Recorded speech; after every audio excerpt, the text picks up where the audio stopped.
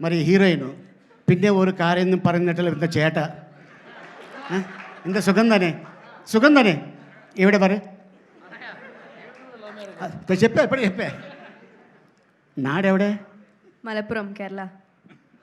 മലപ്പുറം കേരള അച്ഛൻ എന്താ അച്ഛൻ What he's doing?